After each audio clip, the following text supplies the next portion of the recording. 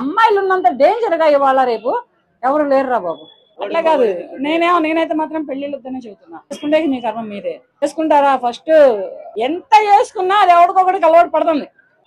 పెళ్లిళ్ళు అయితే అనవసరం. నేను ఇంత ముందులో కూడా చెప్పాను ఇప్పుడున్న జనరేషన్ లో. కానీ ఏమిటి వెనక మార్లు ఏ బాయ్ ఫ్రెండ్ ఉన్నాడు, లేకపోతే మొగుడిని సెల్ఫీ దిగుదాం తీసుకుపోయి తోసేసిద్దా? ఏ బాయ్ ఫ్రెండ్ ఉన్నాడో, ఏ ఆస్తి తగాదాలు ఉన్నాయో ఏందో తెలియదు కదా. తోసేసిందని చెప్పడం కాదు, పోలీస్ స్టేషన్కి వెళ్ళి కూర్చో, నా భార్య దగ్గర నాకు ఆత్మరక్షణ లేదు, చంపేస్తున్నాను అని కూర్చుంటే నీకు ఏమన్నా న్యాయం చేసిద్ది. అరే ఇంతమంది ఇన్ని మక్కలు జరిగితే ఇన్ని మక్కల్లో బతికినాడు నువ్వు ఒక్కడే రా అబ్బాయి.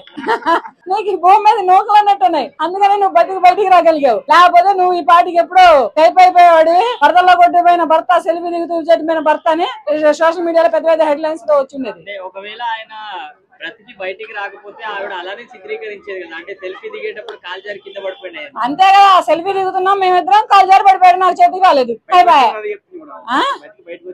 అదే అటు చెబితే అవతల బతికే ఉన్నాడు కాబట్టి అది అటెంప్ట్ కదా.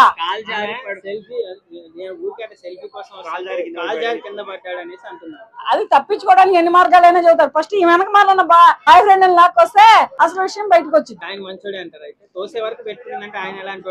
అట్లా ఎట్లా అవుతుంది? పెళ్ళి ఎన్నాళ్ళు అవుతుందో, మరి పెళ్ళి ఎన్నాళ్ళు అవుతుందో, పిల్లలు ఉన్నారో లేదో. మరి బాచుపల్లిలో చేశారు, పిల్లల కారం కొట్టి గుంతు మీద కాలేసి తొక్కారు. 50 ఏళ్ల మహిళ 55 ఏళ్ల భర్తను చెప్పింది. మరి దీనికి ఏం చెప్పాలి సమాధానం? ఇక్కడ ఇప్పుడు జరుగుతున్నటువంటి సంఘటనలు, అప్పుడు జరుగుతున్న ఏంటంటే ఓన్లీ మ్యారేజ్ బిఫోర్ బాయ్ ఫ్రెండ్లు ఒకటి, మ్యారేజ్ అయిన తర్వాత ఇల్లీగల్ కాంటాక్ట్స్, ఇవి రెండింటి వల్లనే ఇప్పుడు జరుగుతున్నాయి. భర్తలు పెళ్లి చేసుకున్న మొగుళ్ళకి ఏం చెప్తారు? జాగ్రత్తగా ఉండమంటారా?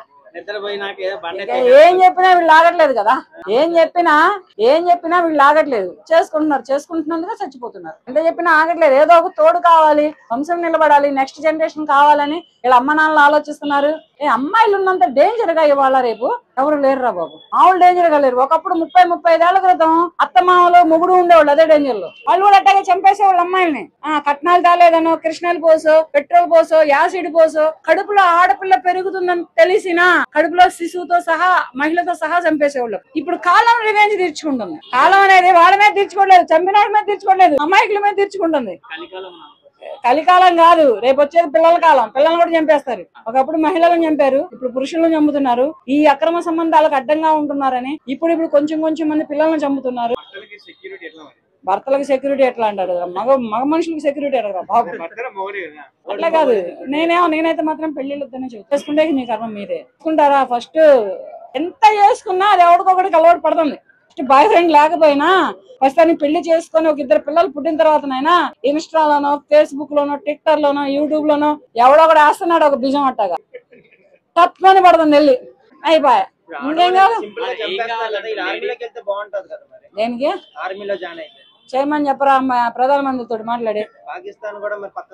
అదే మరి చెప్పు మరి అది చెబితే ప్రధానమంత్రితో మాట్లాడితే ట్రైనింగ్ అన్న ఇప్పిస్తాడు.